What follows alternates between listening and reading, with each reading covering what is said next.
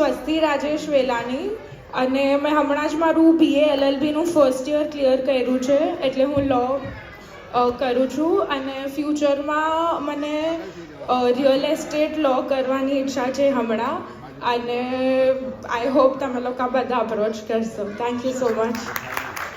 એટલે આપણને ફ્યુચરમાં ટાઇટલ સર્ટિફિકેટ બેન આપી દેશે.